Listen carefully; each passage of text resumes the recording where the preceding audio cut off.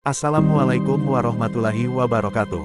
Ya, kali ini saya akan meneruskan cerita dari Pak Harno tentang pesugihan dari juragan beras yang bernama Pak Rinto. Pak Harno salah satu karyawan di gudang milik juragan itu. Dari cerita sebelumnya Pak Harno mengalami hal yang di luar nalar setelah diberi beras oleh juragannya itu. Dan sekarang Pak Harno akan menceritakan kejadian yang dialami oleh temannya yang bekerja bersama dia di gudang beras milik juragan. Kita sebut saja nama temannya Pak Harno, Pak Dadang. Pak Dadang sendiri sebenarnya masih adik kandung juragan. Pak Dadang juga sebenarnya sudah tahu tentang pesugihan yang dilakukan oleh kakaknya itu, namun beliau tidak pernah berpikiran yang aneh-aneh. Ya, masa ia seorang kakak tega dengan adiknya. Namun tidak dengan Pak Rinto, mungkin karena sudah bingung mencari korban lagi, juragan itu pun tega menumbalkan anak dari adiknya itu. Kala itu masih lebaran, Pak Dadang berkumpul di rumah Pak Rinto. Pak Dadang ke rumah kakaknya bersama anak dan istrinya. Beliau ke sana datang tidak berpikiran yang tidak-tidak karena masih lebaran dan akan bersilaturahmi. Beliau di sana ngobrol seperti biasa, sampai akhirnya beliau pamit pulang dan sebelum pergi juragan itu memberi uang ke anak Pak Dadang. Pak Dadang tidak berpikiran yang macam-macam kala itu, dikarenakan sudah hal umum anak-anak dapat uang di kala lebaran. Sampai di rumah pun tidak ada hal yang janggal, namun beberapa hari kemudian entah kenapa anak beliau tiba-tiba meninggal. Dari cerita istrinya, sebelum anaknya meninggal dia kejang terus teriak-teriak seperti ada yang mengganggunya. Namun ya, Pak Dadang dan istri masih tidak berpikiran yang macam-macam. Beliau berpikiran mungkin karena sakit dan tidak berpikiran bahwa itu ulah dari kakaknya. Tepat 40 hari anaknya meninggal, Pak Rinto datang ke rumah beliau.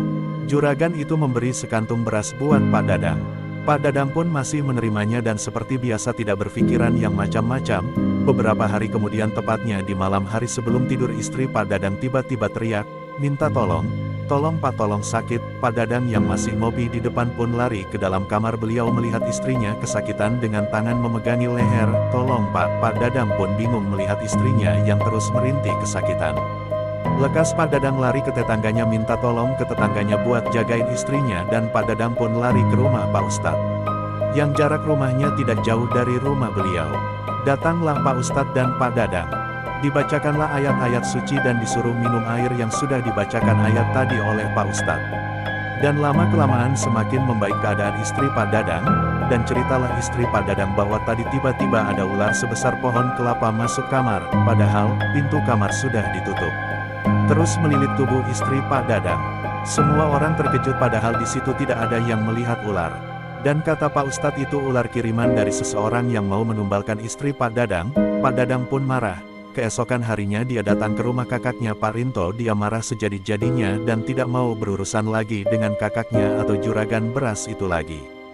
Di situ Pak Rinto kondisinya sakit yang konon kalau gagal memberi tumbal si pemuja tersebut bakal disakiti oleh setannya itu sampai pemuja tersebut dapat tumbal lagi. Dan cerita cukup sampai di sini. Oh iya, dan untuk Pak Rinto sampai sekarang masih hidup, namun dia tidak punya siapa-siapa lagi yang kata orang-orang keluarganya sudah jadi ditumbalkan. Dan bila ada salah kata atau kurang jelas dalam menyampaikan cerita mohon dimaklumi. Wassalamualaikum warahmatullahi wabarakatuh.